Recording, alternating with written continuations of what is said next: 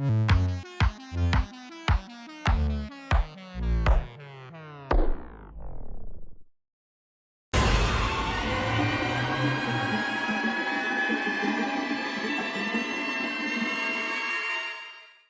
everyone, and welcome to Wicked Encounters, where we explore just what goes bump in the night. I'm your host, Allie, and it's every horror nut's favorite time of year, October. In celebration of the spookiest month, I've compiled a list of movies that I think are worth sharing with you guys, and I'm calling it the 31 Days of Wicked Horror. We're now on the 4th day of October, so I'll give you a reminder on how I've selected these movies that I believe are worthy enough for you to watch. First off, the rules. None of the movies are going to be older than 20 years, so we can add some newer videos to our must-watch list instead of continuing to repeat the same ones from 50 years ago. Hello there, alien. Secondly, I will be providing the synopsis and plot of the movies for those who may not like surprises or just want to listen to know what the movies are about. There will be a slide letting you know when we're coming up on it, and I'll let you know where it's safe to click on to avoid spoilers. Also, I'm not going to really provide the info on where you can watch them, because it varies based on where you live, and also streaming services love removing and adding movies like There's No Tomorrow, and who knows, maybe there isn't. Ooh. Finally, I'm going to give you some reasons as to why the movie stands out and why I think you'll like it. So, fourth on our list is The Conjuring. The Conjuring is a 2013 American supernatural horror film directed by James Wan and written by Chad Hayes and Carrie W. Hayes. It was produced by New Line Cinema, the Safran Company, and Evergreen Media. The movie follows Ed and Lorraine Warren, who were real-life paranormal investigators who had interesting lives, to put it kindly. I'll cover their real lives in another video in the future. In The Conjuring, the Warrens come to the aid of the Perron family, who are experiencing increasingly terrifying and disturbing events in their newly acquired farmhouse in Rhode Island in 1971. With no idea how to handle the situation, they do the only thing they can think of, and ask apparent expert demonologists for help. To switch up the formula on these videos, I'm going to go more in-depth and go over the plot of the movie now. So if you'd like to skip, you'll know where to skip to in 3, 2, 1.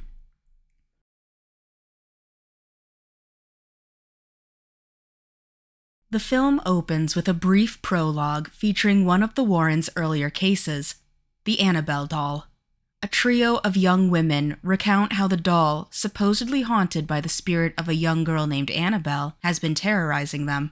This case introduces the audience to Ed and Lorraine Warren, played by Patrick Wilson and Vera Farmiga, who successfully neutralize the threat by locking the doll away in their artifact room. The story then shifts to the Perron family, consisting of Roger and Carolyn Perron, and their 5 daughters, Andrea, Nancy, Christine, Cindy, and April. They move into an old, remote farmhouse, excited to start a new chapter in their lives. However, it doesn't take long before strange occurrences begin to unsettle the family. The first signs of paranormal activity are subtle. The family dog, Sadie, refuses to enter the house and is later found dead outside. Mysterious knocks are heard in the night. Clocks stop at exactly 3:07 a.m. every night, and one of the daughters, Christine, feels a presence pulling at her feet while she sleeps.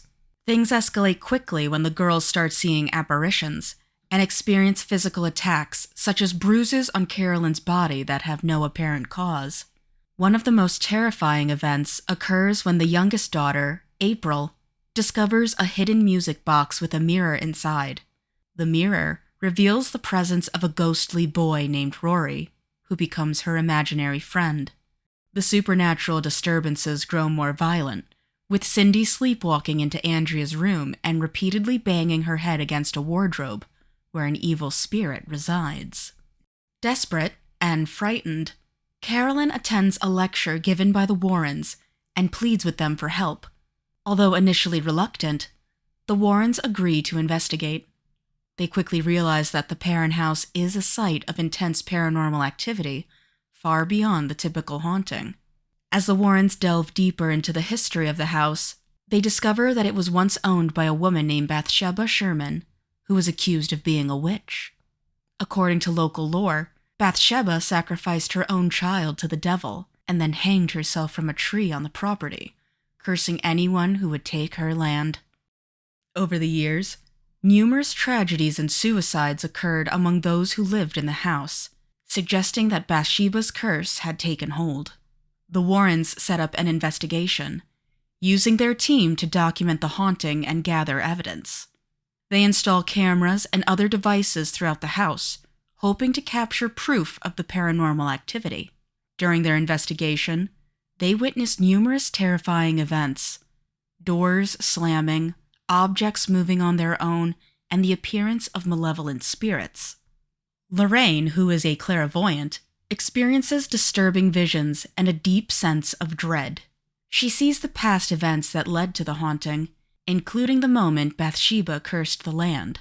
Lorraine also sees the spirits of those who died on the property, including a maid who committed suicide and a mother who killed her child under Bathsheba's influence. The haunting reaches its peak when Carolyn becomes possessed by Bathsheba's spirit. Under the witch's influence, Carolyn tries to kill her daughters, reenacting the sacrificial ritual Bathsheba once performed. The Warrens, realizing that they cannot wait for the church's approval to perform an exorcism, decide to perform the ritual themselves. Ed, who is not a priest but has performed exorcisms before, leads the ritual with Lorraine's help. The exorcism is brutal, with Carolyn violently resisting and the house being torn apart by supernatural forces. At one point, Carolyn nearly kills Christine, but Ed commands Bathsheba to release Carolyn in the name of God. Lorraine, meanwhile, reaches out to Carolyn's maternal love, reminding her of a precious memory she shared with her family. This breaks Bathsheba's hold, and the spirit is finally cast out, saving Carolyn and her children. The film ends with the Warrens returning to their home, placing the haunted music box from the Perrin house in their artifact room, alongside the Annabelle doll and other cursed objects.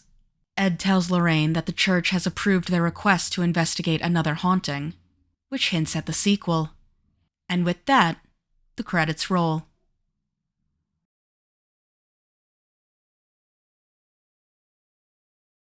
Hey, hi, hello! Welcome back to those who skipped.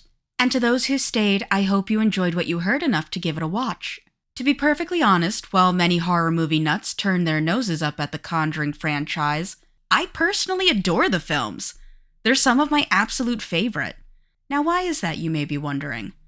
What makes The Conjuring stand out? Well, for one, The Conjuring is based on the real-life experiences of Ed and Lorraine Warren, who were famous paranormal investigators. The fact that the film is inspired by actual events adds an extra layer of terror for viewers, making the horror feel more real and immediate. It is true that, at the end of most of the Conjuring films, they'll usually play some of the actual audio recording that they obtained during that case. But also keep in mind that they are incredibly exaggerated for the sake of entertainment. Next comes the atmosphere and tension. Director James Wan is a master of creating suspense and atmosphere. The film is a slow burn, with tension building gradually through subtle scares and eerie cinematography. Wan uses practical effects, minimal CGI, and careful pacing to create a genuinely terrifying atmosphere that keeps the audience on edge throughout the entire film. The story is character-driven. Unlike many horror films that focus solely on scares, The Conjuring takes time to develop its characters. The Perrin family and the Warrens are portrayed as real, relatable people, which makes their plight more engaging and the horror more impactful. The strong performances by the cast, particularly Vera Farmiga and Patrick Wilson, add depth and emotional resonance to the story.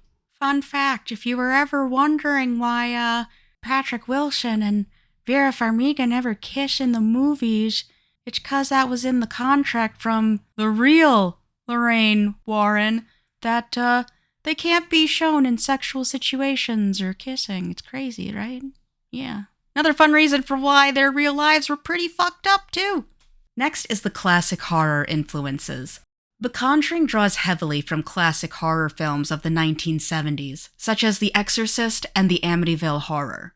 It uses familiar tropes like haunted houses, demonic possession, and exorcisms, but reinvigorates them with a fresh approach. The film's reliance on tension, atmosphere, and practical effects rather than gore and jump scares is a nod to these older, more psychological horror films. Effective use of sound. The film's sound design is a key component of its horror. The use of silence, sudden loud noises, and unsettling ambient sounds all contribute to the sense of dread. The sound of a music box, the creaking of the house, and the whispers of the spirits are all used to great effect, enhancing the terror without overwhelming the viewer. Cinematic craftsmanship. The Conjuring is simply beautifully shot, with James Wan using creative camera angles and long takes to build suspense. The use of lighting and shadows creates a sense of claustrophobia and unease. The attention to detail in the set design, costumes, and period-accurate props further immerse the audience in the 1970s setting. The film is relatable and based in realism. The film's horror is grounded in the fear of the unknown and the loss of control, both universal themes. The idea of a family being terrorized in their own home taps into a primal fear of vulnerability and invasion, making the horror relatable to a wide audience. Additionally, the Warrens' approach to the supernatural, using both religious faith and scientific methods, gives the story a sense of realism. The film has a great blend of horror. While the film is primarily a supernatural horror, it also delves into psychological horror by exploring the mental and emotional toll the haunting takes on the Perron family, blurring the lines between supernatural and psychological terror. Finally, the simple impact that The Conjuring had on the horror genre is insane. It was a major success and helped to revitalize the supernatural horror genre. It spawned a successful franchise, including sequels and spin-offs like Annabelle and The Nun, creating a shared cinematic universe of horror.